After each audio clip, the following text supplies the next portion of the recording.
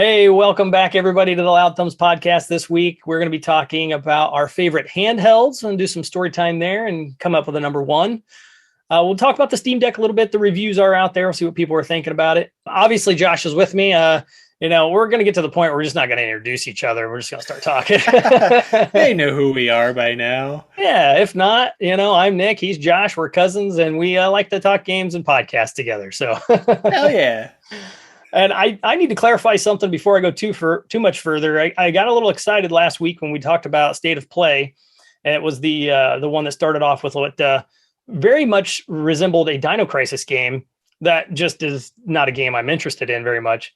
But I did. I think I called it out as a Dino Crisis game, and it is not Dino Crisis. It is called Exoprimal. So I did do my research. I should not have jumped to a super quick conclusion, but it kind of looks like a clone of the Dino Crisis game anyway. Apparently the game rains dinosaurs. I dug into it a little bit more, and yeah, dinosaurs literally fall from the sky and you have a mech suit and you fight them. It's very Japanese. I can't tell if I hate it or love it. That is the consensus I've actually heard a lot. No shit. Oh, man. Yeah, it's raining dinosaurs. So anyway, it might be up some people's alley, but it did fool a lot of people on the internet. So it wasn't just me, but I had to admit my fault and own up to it. I screwed that one up. No worries. So we are going to get into this week's episode. We're going to start off. We're going to kind of ease into our season 2. We're going to hit real hard here in just a couple of weeks. We're going to do a 1-year anniversary, and then we're off to the races. So we're going to have fun with that. Yeah. And we're going to say goodbye to the power-up bar, but we're going to still include we're going to keep it hung on the wall in memory. And we're going to bring drinks to every podcast. So we're going to talk about those at the beginning. We're going to be, what are you drinking? What are you gaming? And we're going to just get off to the races. That's how we're going to do it. Hell yeah. So Josh, what are you drinking over there, pal? Well, if you've been watching the Power Up Bar, it look familiar. It is Hop Solution by Bell's Brewery. It's quite good. I like it quite a bit. It's one of my favorites I've had for a while. I've had in a while. Bell's is a pretty decent brewery. I've loved some stuff, hated some other things. So a little hit and miss, but this is a big hit one for me. It's a double IPA, which is usually a little hoppier than when I go, but it doesn't taste quite like a double IPA. If you've had doubles and triple IPAs, you know what I'm talking about. It tastes like boiled hops, which is gross, even though I love hops. But this is pretty good. And a little strong at 9%, but okay, that's up there. Yeah, it's quite good. I like it quite a bit. But what are you drinking, Nick? You know what? I go a little crazy sometimes. I just go out to find new stuff. I found one called Sweet Baby Chai, which if you're looking on YouTube, you can see the can there. But it's a chocolate chocolate peanut butter chai tea porter. There's a lot of going on there. That is a whole hell of a lot happening. They have a Sweet Baby Java that is coffee instead, and there's a lot going on with that one. It's a fine stout, but there's a lot going on. This one seems interesting. Chai, I think, would mix with the stout pretty well. Yeah, that's the thing about it is like there's so much going on for it, and these are like my adventures of I'm going to bring my adventures to the podcast is what I'm going to do. We did the Power Up Bar, but the Power Up Bar takes a lot of editing and a lot of time, and it's like what, we're going to just kind of drill down, we're going to focus, and we're going to just bring better content, and this is kind of part of it, just bringing the stuff we love to the show all under one umbrella and just having fun with it. And this one, just because I've already picked out a bunch that was for the Power Up Bar before we decided to lay it to rest. But this says, in introducing the enticing encore to a sacred smash hit, steeped steadily with masa chai tea, this fully bodied brew is an aromatic blend of savory chai spices, divine dark chocolate, and smooth peanut butter. Get ready to exclaim a new name, and exclamation points and everything. And I'll just give you one quick chance what game I was going to pick for this. No clue, right? I don't know. Yeah. This one would have I think you would have failed this one. I think it was a good swinger and a miss. But I actually went with Metal Gear for this game. because Okay, yeah. it actually talks about exclaiming a new name, and that would have been like the like really small sort of hint in this game. And there's a giant Oh, exclamation point on the like front too, yeah, which is what yeah. happens when you get caught. You know, anybody Snake, sees you, snake. Snake, or somebody sees you, it's like, Mook! You know what I mean? Like, boom, there Yeah. they see you. So it would have been a fun one, but we're gonna try it out and see how it is. It's time to taste. Okay, smells like a porter. Oh, it's Okay. a porter. Okay, okay, Okay. I think you would like this one. okay. Because I do like a dark beer on occasion. it's got that bitter to it, and I think I know how you like that bitterness. Yeah. But I taste it all. It's there. I don't taste the tea. I will say that I have to correct that. I don't The taste chai everything. doesn't come through. No, I don't Huh. taste it. I don't That taste the surprised chai. me because chai is fairly strong. Yeah, I think it's definitely covered up with that bitterness that's probably coming from just the porter itself. Okay. For my Gotcha. taste buds anyway. But it's good. I shall finish that as we continue the show. All right, and we're going to get into the gaming section now. What have you been gaming over there, sir? Just an IV of Horizon. just a constant drip. Just a constant drip of Horizon.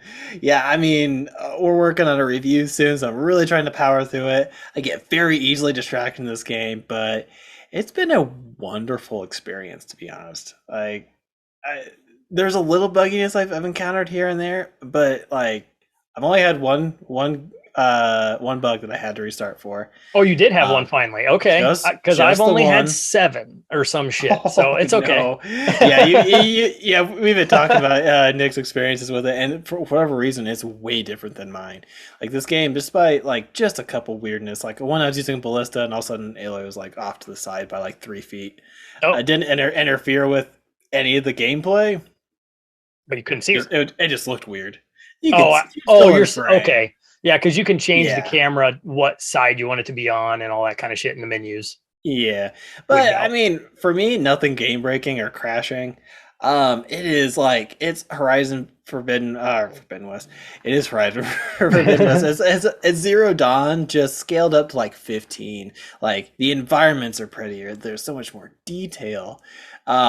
When you climb on stuff, she actually climbs, like when you climb up a cliff face, she actually climbs a different spot on the cliff, and you can like, you know, make it so like it's like you're actually seeing through the focus, and you can grab a hold of the yellow lines and everything. That doesn't make everything like cheesy yellow all the time. Granted, that yellow's still there, but they make it a direct function to let like your focus scan the area and then highlight the areas. So I think the climbing is really cool in this game. The cauldrons, I don't know how they got cooler, but the cauldron design is very, very cool. I've been very happy with the cauldrons so far. How many cauldrons have you done so far? Ooh, 2 or 3. I'll say 3. That's all I've done so far as well, which I have completed the story. I'm not done with the game, not by any means, but I have completed the story.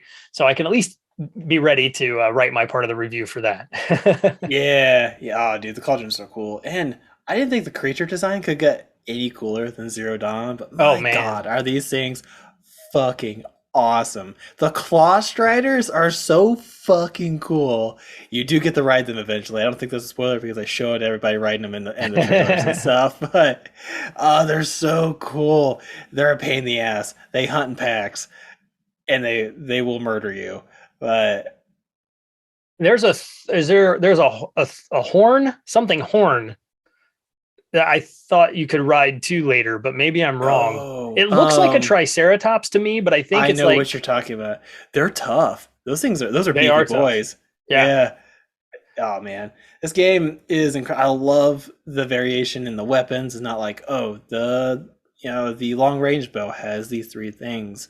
No, like you can buy different bows at different points, and they have different elements to them. I recently tried out the machine gun, like the bolt launcher, I think that's what they call it. Yeah, the bolt caster, I think it's called, or something like that. Bolt blaster or something like that. But yeah. Oh, your dodge sucks ass, but my God, does it do damage? I recently unlocked the legendary one of that. So very cool. Yeah, okay. It's pretty badass. Yeah. I give it a go for the first time. Like, I really don't have anything with some other elements, and the one I found had like 2 of the elements I was missing. I'm like, well, that's what I'm going with, I guess. Yep. I think it also included. I finally replaced my frost sling. Um, Oh, okay. but I'm getting. I wouldn't say off track, but the game has been. Honestly, I enjoy myself so much every time I play it. There hasn't been too many of like just like holy shit moments, but the story is beautifully written. The characters are beautifully voiced and acted. Aloy is so much more like dimensional in this game. She's so much more well developed of a character, both in acting and in writing. I love the new concept of the story and what you're doing. Um, yeah, I've just thoroughly enjoyed it the whole time I've been playing it. Yeah. I've had more frustration than you. I know that. Yeah, We've kind of chatted a little bit about that off the pod, but yeah, I enjoy it. I don't dislike it. I have definitely come to the finalization that I feel like it needed 6 to 9 months longer in the oven. And I think it could have worked out the bugs because I know I'm not alone. I had to go on when I started having kind of a buggy weekend. I mean, it wasn't just here and there. It was like the whole weekend there was shit happening. Shit. Okay. I was Yeah. like, time to Google and see if there's something I can do because my console is updated, my game's updated, everything's good. No, it's just kind of happening to people across the world, just kind of randomly. I had stuff where I got stuck in walls underwater where I couldn't get out. And I have the thing you can breathe underwater all the time, so that's not a big deal there. Yeah. But I was literally trapped inside the walls. I had another one that I actually tweeted it out a couple times, but I ran into like this, the red grass you hide in. I ran into that to hide, and as soon as I entered it, a tree populated, and I was stuck in the tree. No shit, and I did it twice because I thought bad. It's bad, and I thought, oh well, something weird just happened. I'll do it again. So I had to reload because you're stuck, you're trapped. And I reloaded my last save and I did the exact same thing. And I thought, okay, something weird happened. I ran it too fast or whatever the case was. Cause I kind of slide into those things fast because I'm trying to hide from a stalker. That's what I was doing in this part of the game. All the time, dude. It's all the time. Much easier. The slide's bad. I love the slide in this game. Oh, but, so good. It's very video gamey. That's what I like about it. It's not realistic in any way. I just love it. You slide for way longer than you could in real life. Everything is almost ice, but not quite. You get that cool slow-mo effect if you decide to like attack while you're sliding and while you're shooting. Why it's so long. Yeah, it's so cool. It's too badass not to love it. If you don't love it, I don't know what's wrong with you. But yeah, then I went again. This time I crept into the grass. As soon as I got into the grass, tree appeared around me again. Locked the game up again. I had to restart it again. So there was literally a tree in the game that exists, but you can't see it, and it lets you walk through it, but not out of it. So yeah, at least in my version of the game anyway, that's all I can talk about is my copy. Yeah, like I say, my install was way more stable than yours. Like I've had some funky stuff happen with like the sunbursts, like the pterodactyls, right?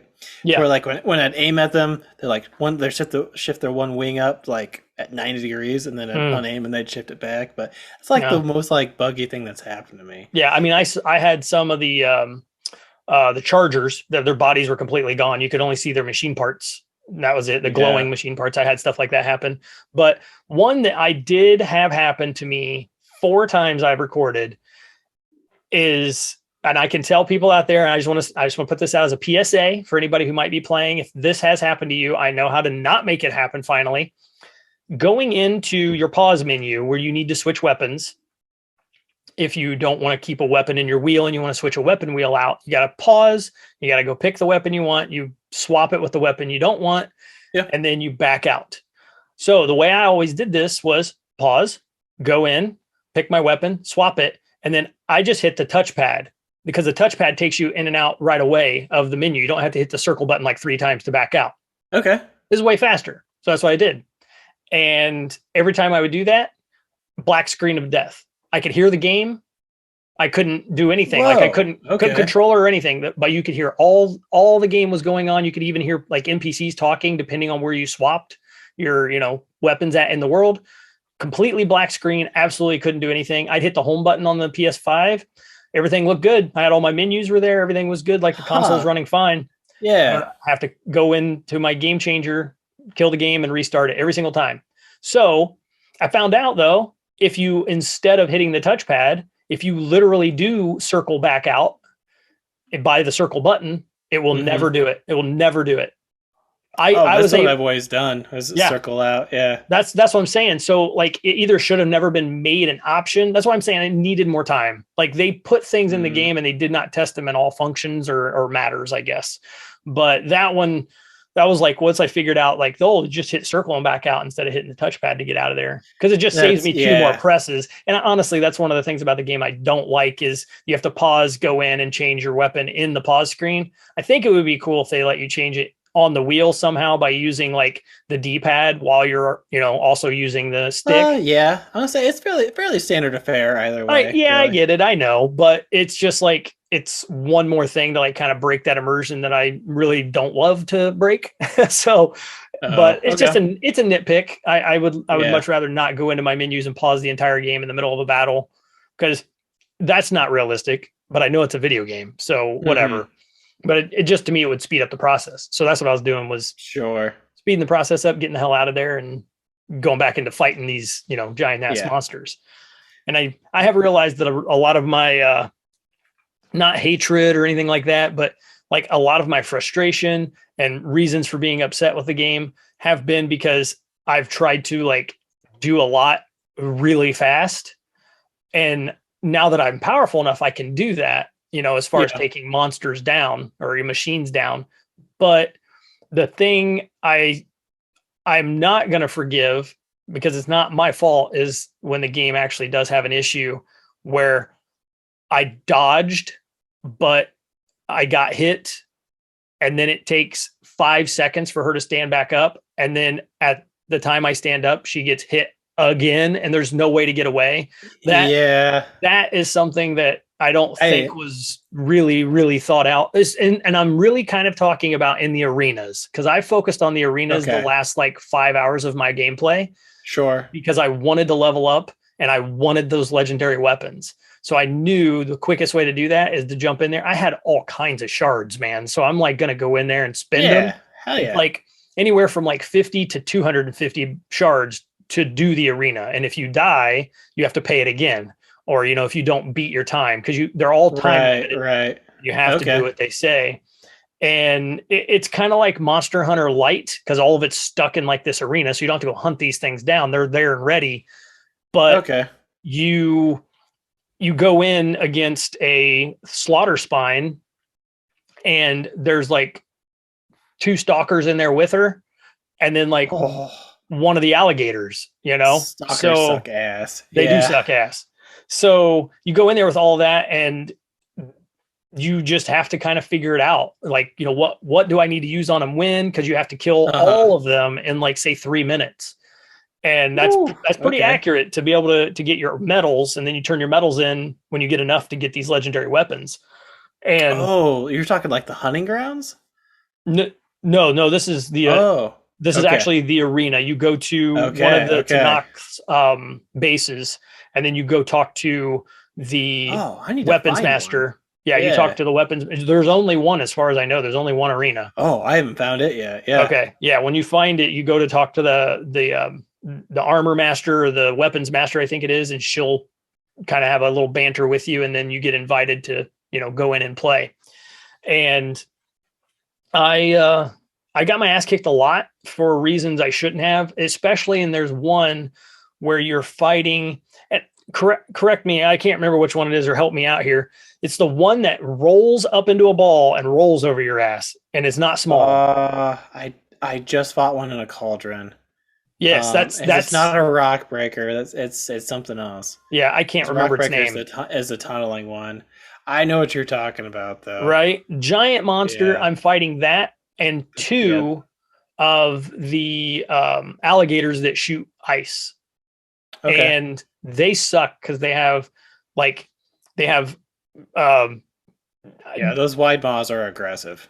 Yeah, and when they hit you, like, you can't dodge the spread. Like when that ice bomb hits, the spread is so big. Yeah, you have to be like perfectly last second dodge, or early enough, whichever way I guess it works. But I would get hit by that thing so many times, and then I would stand up, and then I'd get tail whipped, and then I'd get rolled over, and it was crazy. And I could see that happening. It was a lot at once. Now then I leveled my character up, And, I jump in there with a badass Aloy, and I shit you not, man, that I was having a hard time getting the 3.5 minutes in that one. I went in and I kicked all their asses in 27 seconds. No shit. Hell yeah, dude. So it felt Yeah. really good, but there were problems where it was like, even if you wanted to go in there and have it be a challenge, it was almost like imbalanced. Where it's like, wait a minute, like what's going on? Like just Those because heavy hits are brutal, man. Yeah, they really are. Because some of the like Tunic will like throw like a grenade at me and I get hit and Halo gets rocked and like, yeah, it makes sense if you're in in the explosion rates for grenade, it's gonna take you a few seconds to get your shit together. Yeah, it's kind of punishing that way. Yeah, it was definitely punishing. I didn't think it was that out of place personally, but yeah, it does suck ass when you're trying to get up and then get like fucked by an errant arrow, just getting up or something like that. Yeah, that's my point. Like I was so mad and yelling at the screen so many times because it's like, why she takes so fucking long to stand up? Like it's a video game. I'm fighting machine monsters. Like there's all these things going on in my brain where like this shit isn't realistic at all. But I think her getting up should not be realistic then too. You know what I mean? Like get up faster. Like you're some superhuman woman, like somehow. But I realize why it does it. But there were definitely moments where you could tell, like in the arena, you're in close combat all the time. There's no way you're going to run away and put space between the two of you. And if you are, you're wasting valuable seconds that you need to get your medals, to get your time. Sure. So it really did put a lot more frustration into the game for me because I started to see more of those things happening that shouldn't happen. For example, critical hits, man. Critical hits in that game are fucking stupid to make work when you're in the middle of a battle and you're doing it fast. Now the buttons, R1, I couldn't tell you how many times, because R1 is your critical hit if you haven't played the game out there. And you slide in, the R1 pops up for critical hit. Oh, wait a second. I hit R1, and now I'm just a little too close to it now. So now it's not going to do the critical hit. So I keep continuing. Yep, she just keeps swinging the staff. It is a bit of a window. It's too big of a window, if we're being honest here. I mean, I think the jump windows are wrong. I've had too many problems where I've jumped and she hasn't grabbed ledges when she should have, when she's jumped much farther and grabbed ledges before. Because I feel like the jumping is not just a button. I feel like it's AI controlled too. I do kind of have a theory of some of the glitchiness and some of the inaccuracies with jumping, because I've had a couple of those happen too. Is that the hitboxes in this game are so tight, right? Like the actual contact box. Because I swear I could have shaved the eyelashes off of a couple of dudes, with an arrow, but didn't hit them. And I think maybe there's something happening to where like those tight hitboxes just aren't cooperating as well sometimes, because it seems like her jumps are a lot more fluid and precise in the first game. It's Thank you. I was hoping you would say that, because that's exactly how I feel. Yeah, I mean, when everything's working great, the first game, it's a little clunky, but it's 5 years ago. It was top notch then. But this is when she's moving around and stuff, and when she's climbing, and all her movements feel very fluid and very precise. But I think maybe they went to maybe too much of a degree of precision. Yeah, and then it messed with the hitboxes of things, right? Right. So I think maybe there's something melding. I'm not a programmer, but I've noticed everything is really, really tight in this game. Like I could have taken feathers off of Claw Striders. I could, like I said, shave the eyelashes off of dudes' eyeballs by missing shots. I'm like, I swear to God, I hit that guy.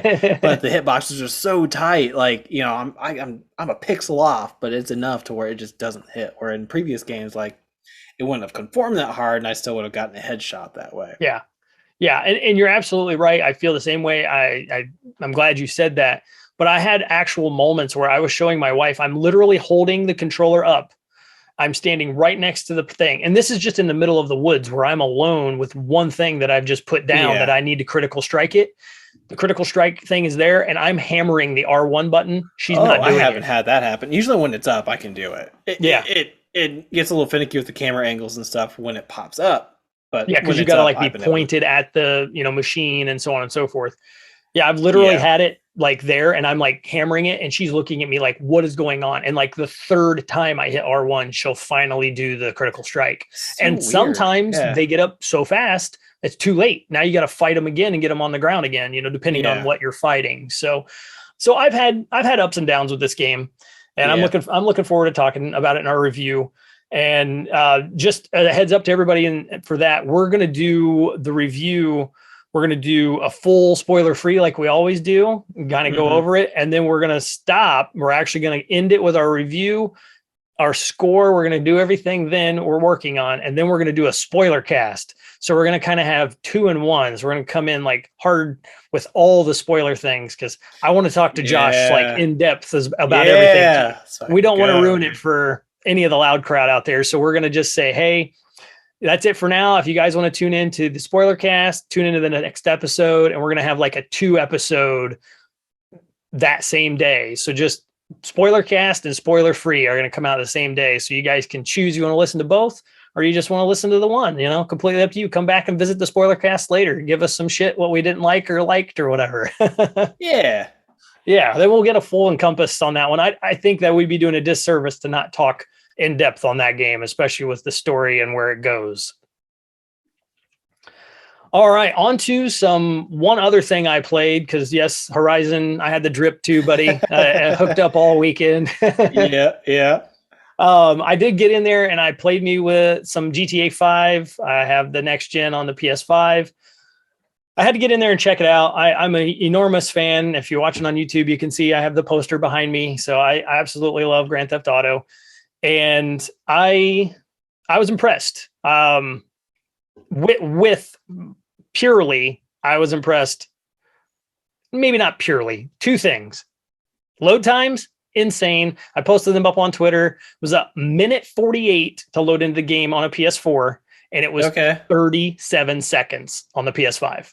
Hell yeah. That's a third of the time by like a second and a half. It's 1/3 of the amount of time to get into the game, which that's a really impressive difference. To cut over a minute off of a load time is awesome.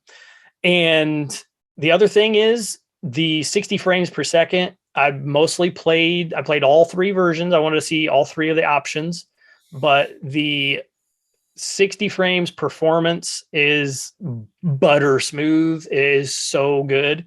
I bet. But I will say the perfect amalgamation, man, is to go with that performance RT, which is the ray tracing performance combo where it upscales to the 4K. Best of both worlds. Gives you the ray because I tried super, super hard to see a difference with screenshots. I took videos, I played back and forth, and I couldn't see the difference, man. Like it was, to my human eye, it was impossible for me to see where I'm missing out on this upscale versus pure, performance. So I could see a difference in the 4K running at 60 frames or 30 frames per second. I definitely saw a difference there. Flying down the road at 100 mile an hour, the road really looks different. It couldn't keep up with it. There's a lot of blur happening you don't have. So I'm enjoying it. I think I'm like 7% or something. I played 4 or 5 missions, but that's a game that honestly I can pick it up and play it anytime. I don't have to relearn anything in my brain, and I just go. So I'll play through that one again and finish it. That's a comfort food game for you. It is. It's my comfort food. Like, I don't want anything high pressure. I don't want to learn a new story. Let's put on some GTA 5 and just wreck some stuff. Damn straight. That's exactly right. It's good shit. So I'm back into it again. I love the fact that the load times are just basically gone for me, because I played for multiple years with the old load times, and to see 30 seconds was amazing. So and honestly, guys, that 37 seconds included me having to choose between online and story, and actually selecting that I wanted to play that. So there was actually 3 button press prompts I had to do in that time frame. Yeah, it's way, way less. So I'm super happy about that. So that was pretty much the gist of what I played as well. We're going to get into some news. We're going to do a quick fire section here at the beginning, so we don't run too long for you guys. But real quick, when I mentioned Elden Ring, you know what? Hey, congratulations to those guys over there from Software. 12 million copies sold. That is a phenomenal number. Yeah, insane. I was actually talking to a good buddy of mine. He heard some other crazy metrics, like 70% of of people who got to what was considered like a First wall boss. boss. Yeah, like just like the first like hard boss, like the Yep. people that like the weeding out kind of boss. 70% of people stuck around and beat it and got past it, which it's got to be higher than the metrics than like the Dark Souls games, because those wall bosses are like the get good moments of the game where you really hit Dark Souls. Yeah. That's fantastic. That speaks to like the quality of the game. That right there tells you probably have 70% retention of those 12 million customers, right? Yeah, crazy. Yeah. I don't know what the boss is because I've been avoiding every source of media I can about this game. Now, you know what? That's the thing I haven't done with this game, and I know this is quick fire news, but I got to say it. Like, I'm not worried about anything being spoiled for me in this game, because to me, it seems like you can make this any way you want. You're going to fight a boss a completely different way of somebody else. You know, the way that it's all set up, depending on your classes and what you have as far as your abilities go.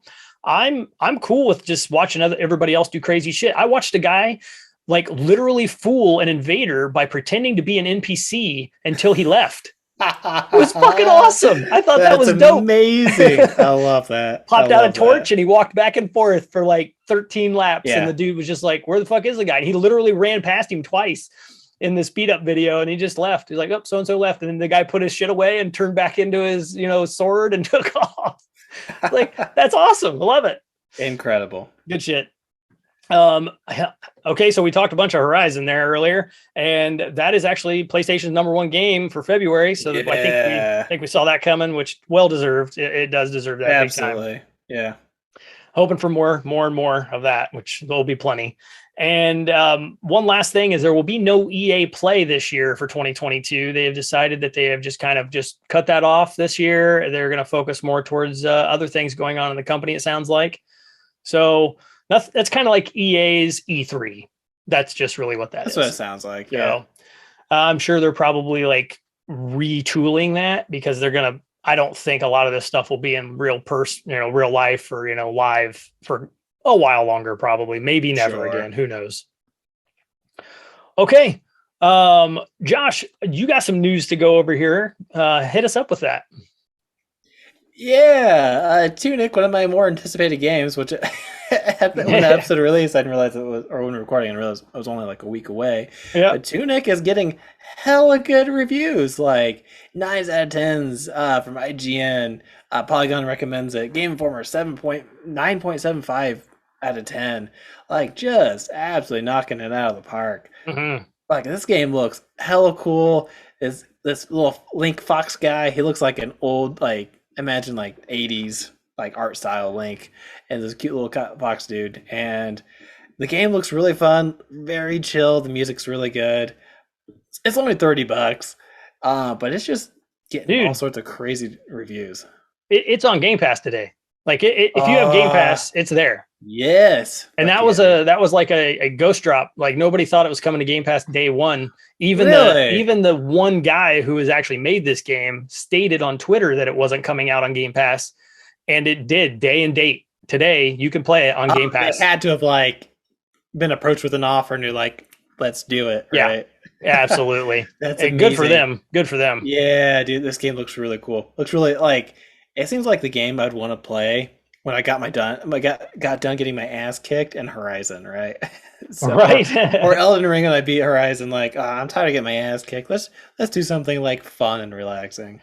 Dude, I've heard this game is super fucking hard though. Like, super hard. Really? Oh, I saw tweets today. Makes me more excited.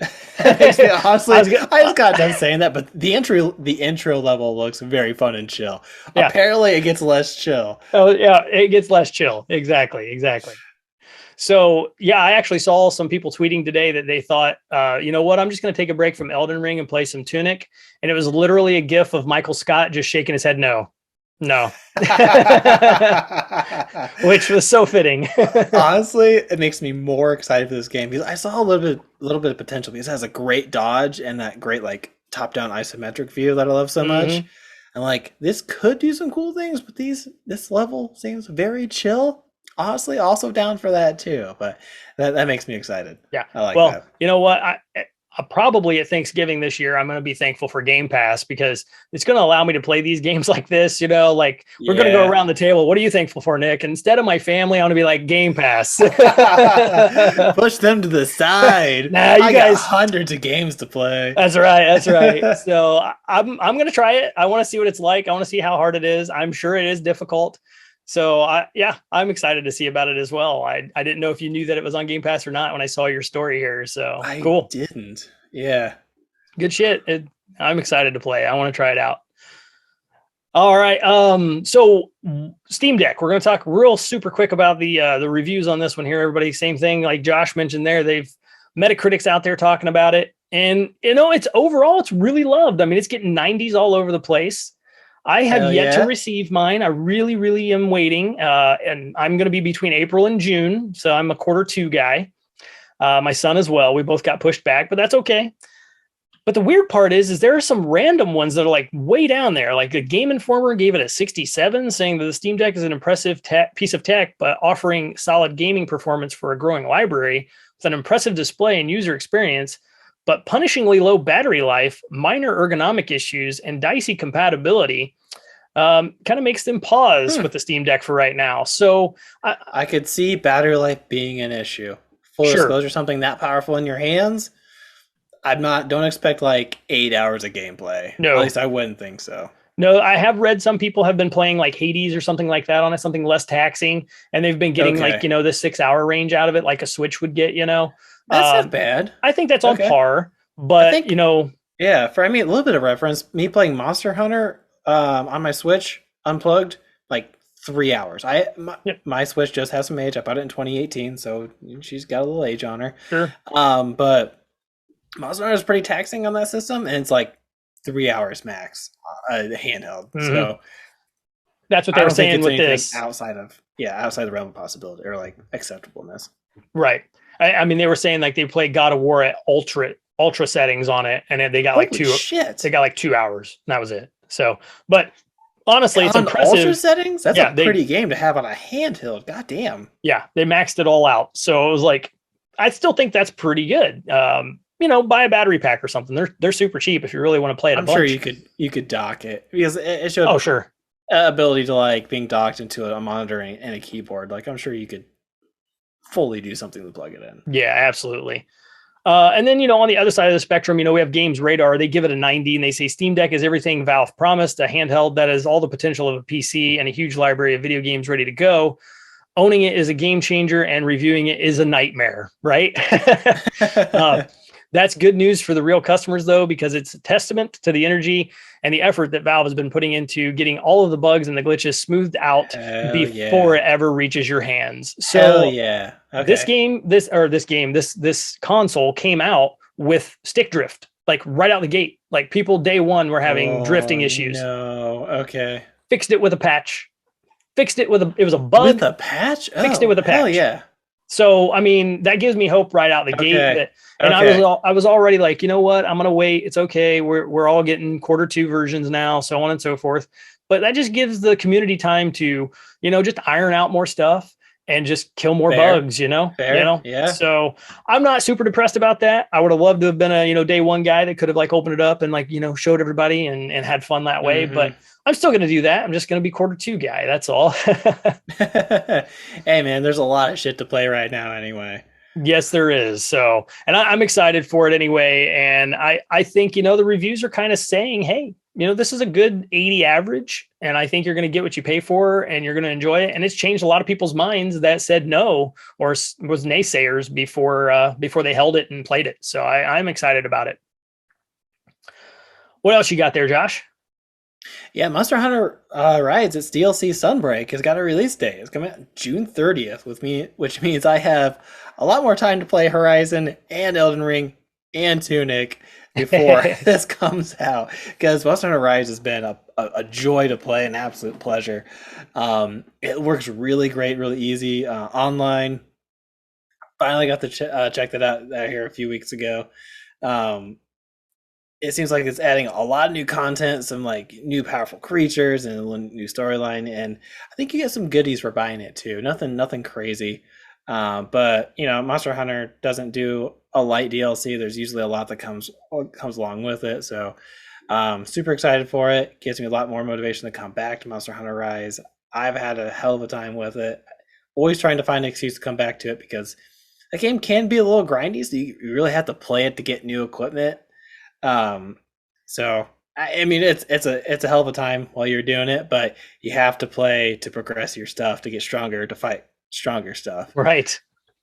We got to find the game that you and I can play that we can kind of grind together at instead of alone or whatever. And I still have this one, and I have not got into it because I think I kind of screwed myself up when I started playing Monster Hunter at all. I played it multiplayer. That was where my brain really wanted to be, with friends having a good time. And also our new character. Let's go. Yeah, I'm down for it. I would totally love to play the DLC and then the one that's out. Plus, then get this, if that does happen, it looks cool. I mean, honestly, and the shit you get with it's not too bad. You get armor sets, gestures, hairstyles, and then there's limited edition collector's offerings and everything. You get extra digital awards with a digital deluxe edition and everything. So yeah, I think they're taking care of their customers very well over there, which I respect companies that do that. Dude, Monster Hunter, Capcom for Monster Hunter has really taken care of their fan base. There was a lot of free shit that came out of Monster Hunter World, that they did not have to. They could have easily charged people for more. It seems like they were releasing a new creature to fight every month with new equipment and stuff like that. I'm holy shit, this is all free. Hell yeah. We could definitely go into that and start playing some of that. That'd be badass. I'd love to do that. Hell yeah, man. Last but not least, so Sony, I guess this isn't completely last, but I guess we'll do Xbox first here because Xbox is apparently the most complained about gaming console in the world, which I did not realize this. That does have an asterisk to it, though. Right, exactly. Bug issues, memes-worthy designs, so on and so forth. They're talking about on here as well. But it says entries for Microsoft's Xbox Series take the top 3 spots for the most complained gaming consoles on Twitter. Okay, there you go, guys. There's kind of a caveat. Yeah. Well, the caveat I was talking about is that most of the complaints are about people not being able to get one. That's true too. That is in here too. That's the complaints about the next gen consoles, all wrapped up for you right there. Mm-hmm. It's just not being able to get one. I thought the numbers were a little high though, that the Series X is number 1 because of what you just said, clearly harder to get, that kind of stuff, but 12.5% apparently. Xbox One was 12.1%. The Series S was a 9.8%. And then it says the PlayStation 4 came in last with only 0.5% of the tweets about the system expressing any dissatisfaction. So, and it doesn't say too much. It just says that the fact that that could lend itself to Sony's decision to continue producing PS4s alongside of the PS5, showing that there's not a lot of distaste on the Sony side of the fence, apparently. I would like to see these numbers redone again next November. That's what I think. Because I feel like with Game Pass and I feel like with Xbox, they're more available just to see. Right, I just kind of like to see them balance out maybe a little bit. I just thought it was just a unique story. I didn't even know they did something like this. And then I found it and I'm like, oh, I did not realize they did this. And then I realized they used Twitter as kind of their base for it all. I was like, okay. And then, what you said. Yeah, that was the second asterisk in there. Yeah. You can tell Twitter about anything and it's going to be pretty harsh. Yeah, absolutely. But yeah, I just thought it was an interesting number. I'm a numbers guy. I like to see these. It just makes me wonder, oh, okay, what's happening next year? And then we'll go from there. Now, last but not least, we do have, and this has been in the news for a little while, we just haven't had time really to talk about it on our show. And that is that the Project Spartacus, which we didn't get anything from in State of Play, no talks about it, no anything. Everybody thought that was going to happen. That is Sony's, there's kind of a project name for their Game Pass competitor. They're calling Project Spartacus. Yep. And there's apparently tiers. They have been leaked out here by Jeff Grubb, speaking over via Grub Snacks, which I believe that's just his online handle from what I'm understanding. But yeah, he talked about how the service is pretty close to launching, and developing the service seems to be coming along well. According to his sources, it's probably getting pretty close to the actual launch. Something's probably going to happen by the end of this month. And I don't think that necessarily means publicly. I think in terms of the internal milestone of where the services need to be. So right now, if my internet will work, there we go. It says right now they call the essentials, the extra, and the premium tiers. That says the pricing could be a placeholder. They don't know, but starting at $10 for the essential, $13 for the month, or these are all for a month, by the way. $10 for essential, $13 for extra, and $16 for the premium. It says the lowest tier, supposedly called essential, which is a standard PlayStation Plus, will cost $10 a month. So that's a little higher than right now. It's definitely higher. I think it's 60 for the year. That's what I was going to say. It's almost double, right? Yeah, it's kind of a lot for just PS Plus, honestly. I'm not going to disagree with you there. So something makes me think they're going to include something, either more games, or you're going to get some other additional content with that. You know, maybe they'll like I would hope so. Maybe they'll roll in. They have something going with Apple, because you get Apple TV Plus for free when you buy a PS5 for 6 months. So maybe they roll in like Apple TV Plus in there as part of the subscription. That might get some people, you know, on their side. Sure, yeah.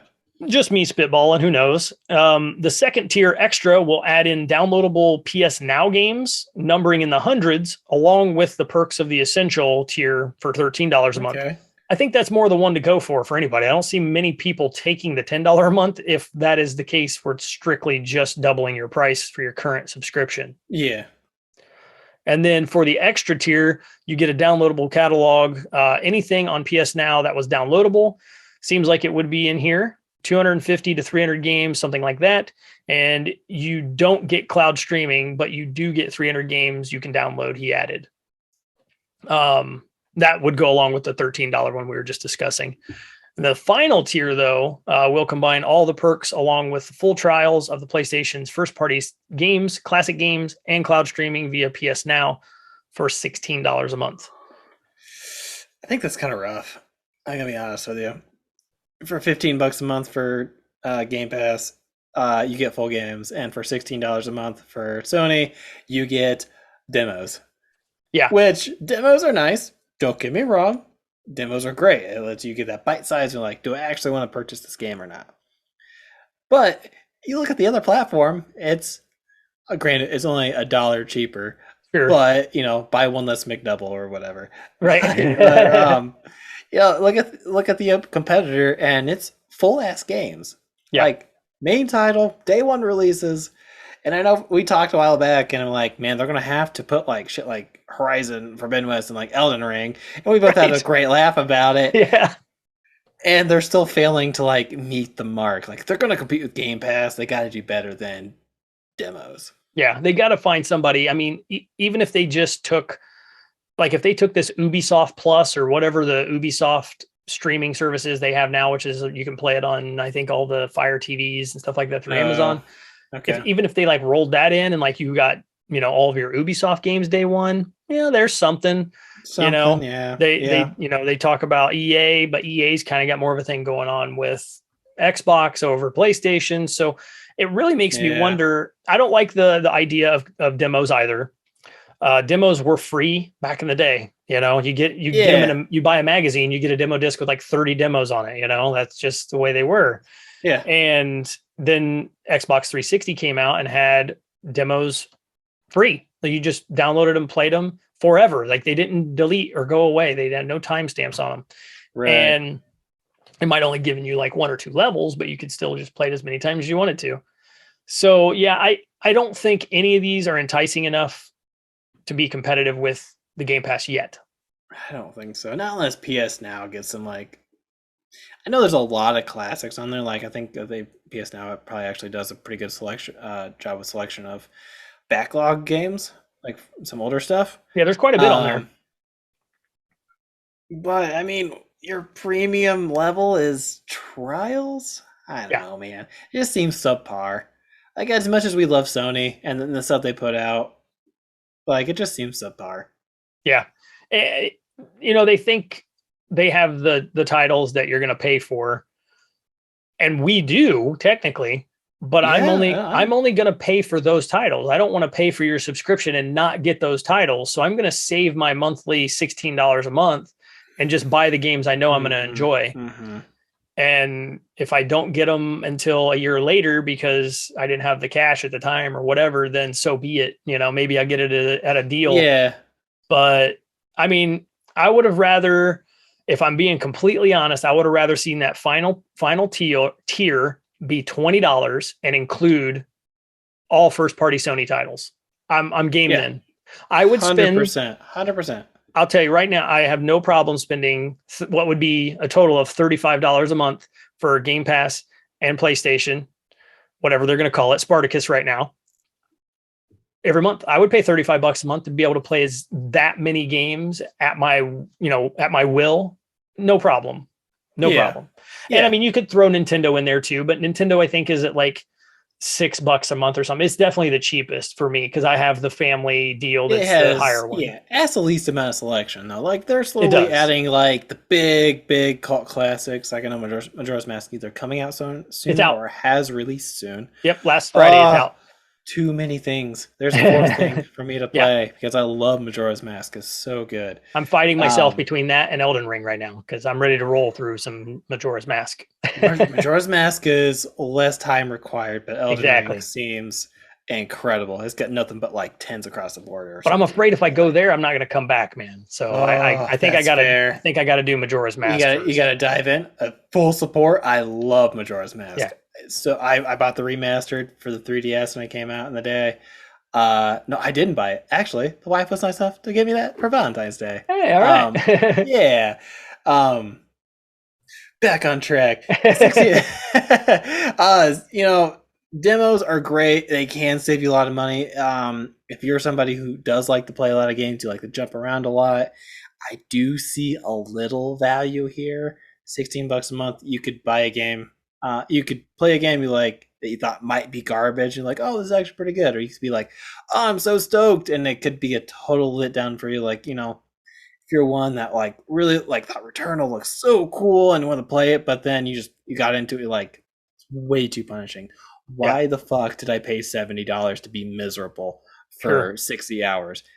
I think at that point it's going to pay off for you a little bit. Players like me that, play a few things for a lot of time, I get no value out of this. I have zero interest in this package so far. Yep. And then the last thing I'll say is they're going to need to make sure they curate it very well, just like Xbox is doing. Absolutely. They can't throw trash all over this thing. Otherwise they're going to get destroyed. So that will be my last thing to say on that one. And we're going to get on to the topic of the show. Like we always start, we're going to start out with the loud crowd. This is the favorite handheld devices through on the Discord there. Got some answers. So Gavin, he says, I think it's the Switch for me right now. If I had the Steam Deck, it'd probably be that one. When Nintendo releases a new handheld system, they always somehow make something totally new while keeping what they've already made. I think the Steam Deck is about to trump all other handhelds, though. So, I mean, bold claim. Very bold, sir. It does seem really great so far. Yeah. He's probably not far off the mark. One Pin Tone says, Switch is the best handheld so far, but I had so much fun with the DS Lite because of the Game Boy Advance slot that it expanded its capabilities and playability. The Switch brings those large home console first-party titles anywhere you go. I mean, clearly that's amazing. Yeah. And then the guys over at Bush League, they say 100% Nintendo Switch. So, I mean, we have 3 right here that are like Nintendo Switch, baby. Like that. Yeah. They have their little caveats. I mean, they talk, I mean, Bush League guys don't, but One Pin, he enjoyed DS Lite and obviously Game Boy, but he got it all in one. So that was kind of nice. Yeah. And, Gavin seems to be a fan of the Steam Deck after it seems like he'll get his hands on one when the time comes, but he's not quite there yet since it's about to trump all other handhelds. I think he's waiting for that trump card to be played, right? Yeah. See what some bigger releases do for him. Yeah, absolutely. Yeah, all super valid choices. I mean, not gonna lie, personally, I think Nintendo's king of the handheld. They have been for a couple decades now. I mean, I think they were pioneers with the original Game Boy, and it's been top from there. Yep. They really have. So what is your handheld background as a gamer? So like first to current, obviously current would be Switch, right? Yep, absolutely would be Switch. Current. First, Game Boy Color. I didn't get in early enough with the Game Boy.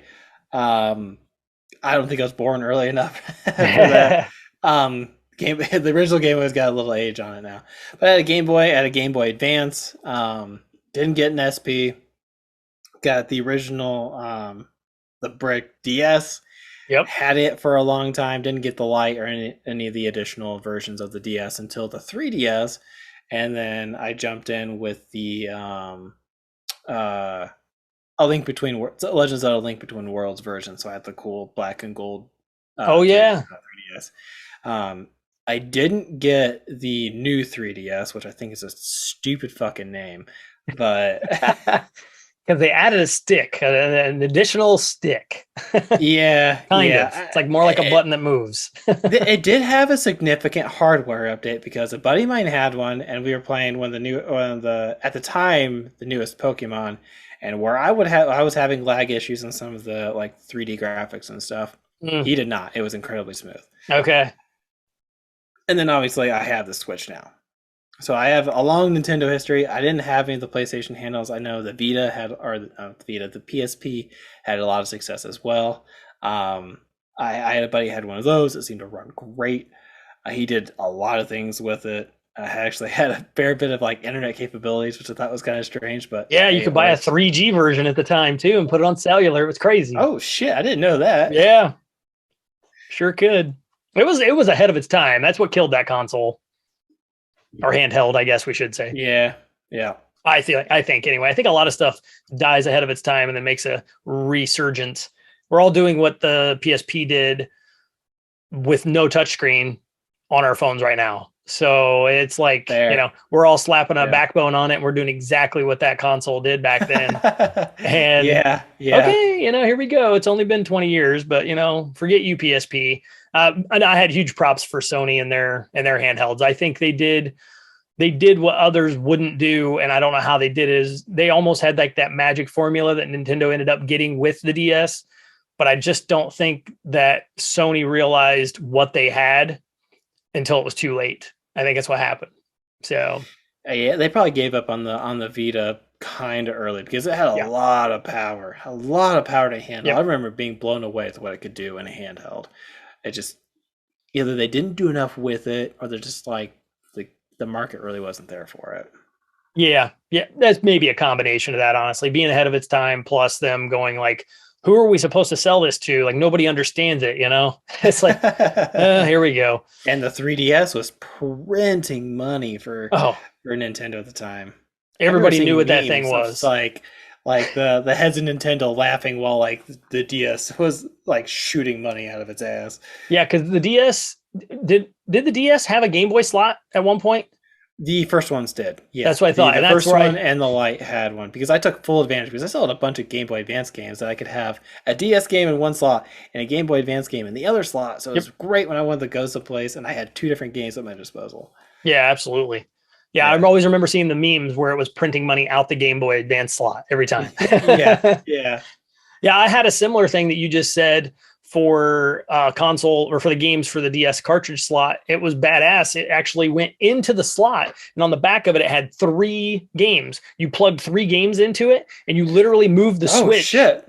You moved the switch on the back and it would just switch to whatever game was in there. So you could have 3 games technically loaded at all times. And it was very neat. I love doing that with my kids because, with my son more at the time, because since then, my wife's, my daughter has then since moved into an iPad. So, she doesn't need a DS or anything, but it was really cool to take 3 games, put it in there and be like, oh, you want to play this one? Just flip the button and he's playing them. It was pretty cool. Hell yeah.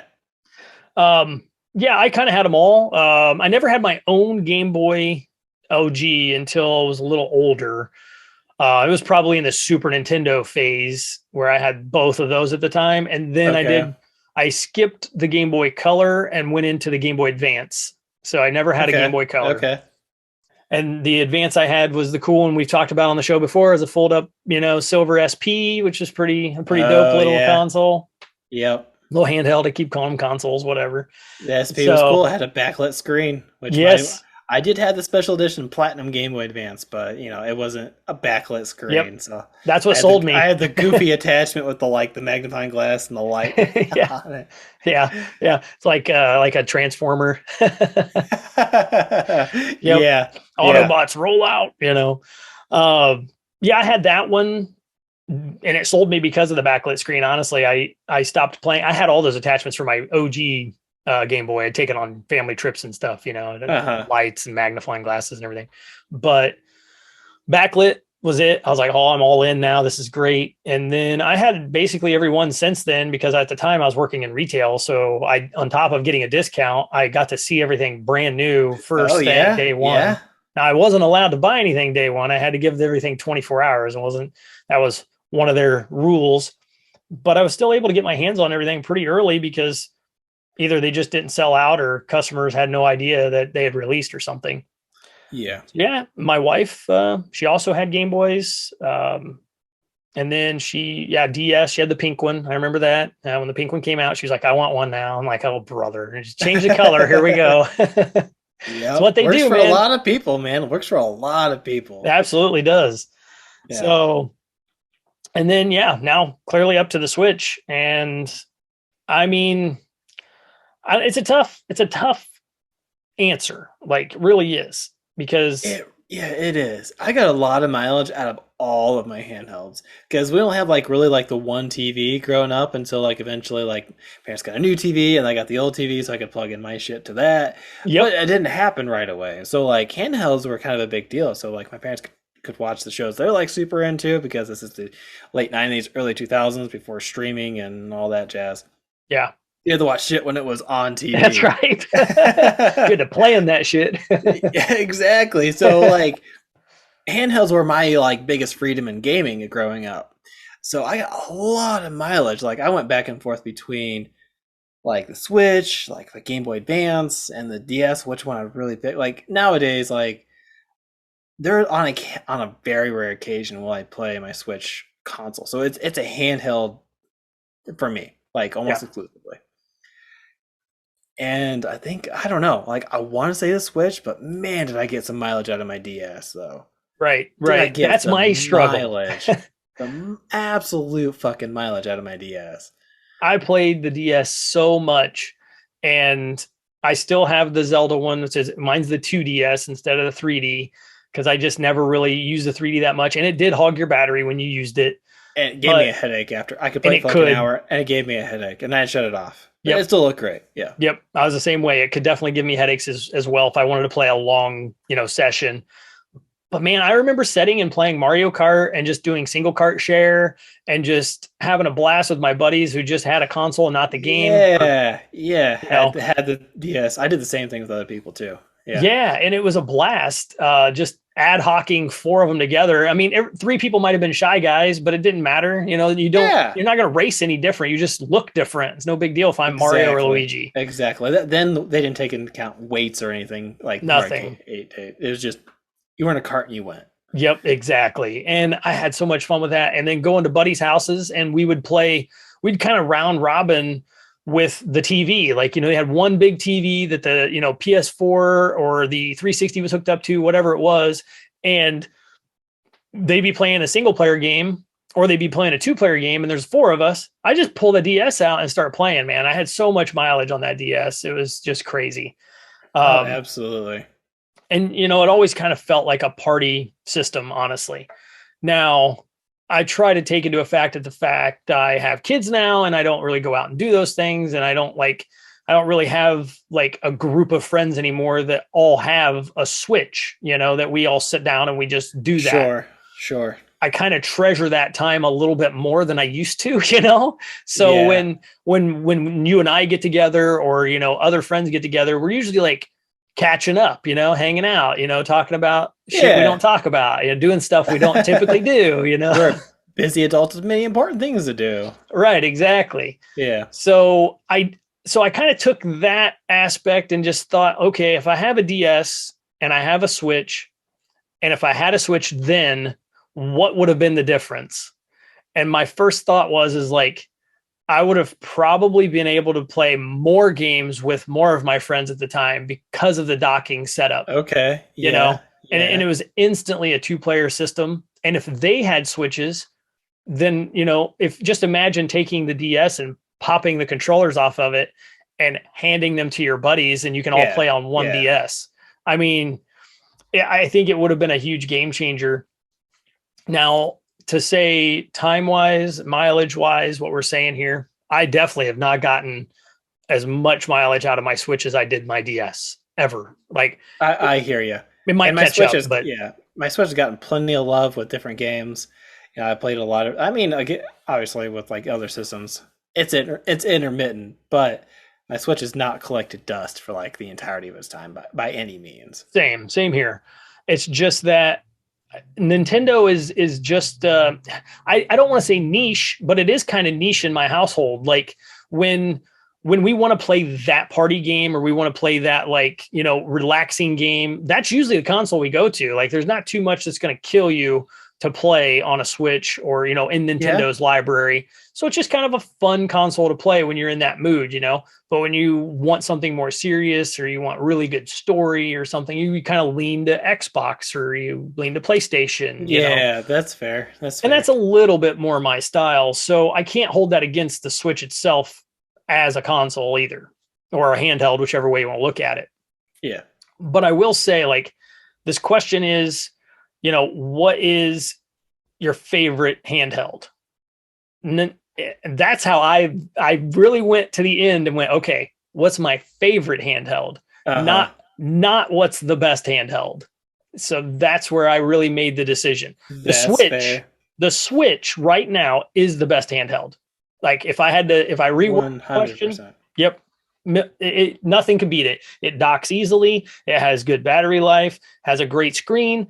It's immediately capable of 2 players out the box, and the library for it is enormous. So it is the best handheld, period.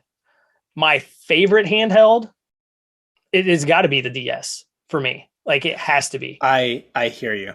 And a big part, like before that, all of the handhelds took batteries. So true. Very true. Now, granted, my parents are very gracious and they definitely kept up on my battery habits with all my console stuff.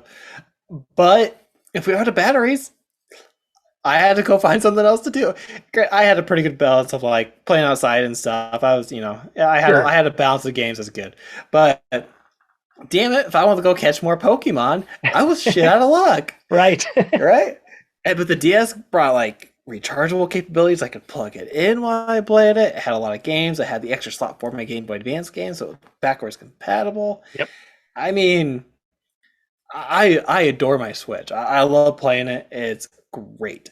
But the amount of mileage I got out of my DS, not even just my 3DS, like the original silver DS, is got to be my choice. The amount of fun I had with that, the amount of gaming availability that brought to me, just on a whim, got to be my favorite one. Yep, same. And the Game Boy Advance SP that I had, the clamshell, that was the first foray of Nintendo going, okay, you don't need AA's anymore because you could charge that baby too. Oh, so, that's right. That's right. I was wrong. The SP was the first one. Yeah, so they used that and just fed it right into the DS and basically they perfected it then because the battery life on that thing was insane. I mean, it could go like 30 hours. Yeah, it was nuts. You could play a whole weekend basically and never charge a damn thing. So you could. It was pretty amazing. I shit you not. I found an OG blue DS in one of my storage bins here recently. Oh, okay. I still have it. And I pulled it out and I was like, I wonder if this fucker turns on. It turned on, man. It came on. Shit. Did it really? It did. It came on. It powered up. It went through everything. It loaded to the screen where, okay, put a game or a Game Boy game or what. I mean, it was on the home screen, and it had been in that bin. I promise you, over 2 years. Promise. Oh, dude, I'd bet longer than 2 years. It over, but I could not think the last time I had been in that bin. I was like, man, it's probably been 2 years because I had remodeled the room I record in here, and I'm like, I was done with that. I put it all away. Yep, okay, Holy shit. That's insane, man. That is great engineering. Yeah. Oh my God. So, but I mean, everything I said, yeah, DS, everything you said, same reasons. It would have to be my favorite. And we did not talk to each other prior to this, so we did not come No. up together. We have busy lives. We barely talk too much before podcasting, but it was just such a great time for me. And I remember it like vividly, you know, with working in retail was really a bigger difference for me, but just how much fun I had on that system and just game after game after game. There wasn't a game out that I didn't like want to play at the time. It was just something. It's like what's happening right now, but not back only the then. freedom, but banger after banger That's of exactly. games. Like, oh my gosh. There's no shortage of absolute gems on the DS. Yeah, like it felt like what 2022 has already brought us with so many games. Yeah. But easily. it was just spread over like 6 years of DS life. It's just focusing on the DS. It was game after game. Like, and you didn't know you wanted some of them. You know, WarioWare Touch came out, and that was one that kind of blew me away. I'm like, what is this ridiculous game? You're like, oh my God, this is so fun. And we play it for hours and hours on the weekends and just, you know, have a pizza party and hang out and play video games. And the DS was always getting passed around. It was like you just lose track of where your console or your handheld was. Like, where'd it go? Like, oh, okay, you know, that dude's got it. Oh, okay, cool, you know? Yeah. I mean, you didn't care who had it. You're just making sure it was, you know, around. It's like your baby, you know? Like, I ain't got kids yet. I need to pay attention to this. Yeah. Yeah, so DS, right on. All right. Well, that is it for the topic of the show. We are going to be done with this episode. We hope you guys enjoyed it. This is our last one for our season 1. So that calls a wrap. Yeah. We're going to get into a new season. Holy shit, dude. Right? Holy shit, dude. Oh my gosh. Yeah. I'm so excited for season 2. Hell yeah. It's going to be great. We got new looks coming. We got some more fun stuff we're going to do, some new segments and some new layouts, and everything's in the bag and planned, and we're ready to do it. Next week's episode will be our 1-year anniversary. Ooh, and the plan as of now is these two dudes are going to be in the same room so we can prove we know each other. Yeah. Oh, dude, I'm stoked. Yeah, it's going to be a fun one. It might be a little longer than normal, and we're going to have fun with it. We haven't done one in person since we started the pod, so it's due time. It'll be great. I'm ready for it. Hell yeah, dude. Hell yeah. Hopefully all you guys will enjoy it as well. We'll have that real soon next week. 1 year, we'll have fun with it. And we'll get out of here for this time. Any questions, concerns, emails, all that good stuff, make sure, you know, you hit us up at theloudthumbs.com. Super quick and easy place. You want to throw us anything, like seriously. Come over there and have a chat with us. Go to that Discord. It's all right there. Easy links. Yeah. It's super. I actually went in recently. I might as well just say it real quick, but I did go in and make a slight update, just kind of cleaned it up a little bit more. So everything's a little more structured, less things to get into. It's just basically what we say, you know, it's just email, watch, find, and follow, and it's all there. Simple. So go over there, check out loudthumbs.com, hit us up. Join our Discord. It's super quick to do that as well on the website. Click the link and you're there. So it's an open invite for whoever would like to join. And yeah. We obviously we have some friends over there right now that like to join in for the question of the week. We'd love you guys to do the same and give us some questions too. We want to be able to answer questions you guys come up with. We would really appreciate that. We do have a question of the week thing. Anybody can go in there. It's not just me. So go in there, ask us a question, and we'll put it in a show. We got a couple in the bank. We'll do more. Hell yeah. All right. Well, hey, thanks to my co-host over there, Josh. And my name is Nick. Until next time, game on. Volume up. And stay loud. And we want to say thank you to all of our Patreon supporters out there. Caleb Lynch. Brian Coger. And SirsFurniture.com. All you guys are awesome. We appreciate all your support. Yeah, guys, and keep that volume up.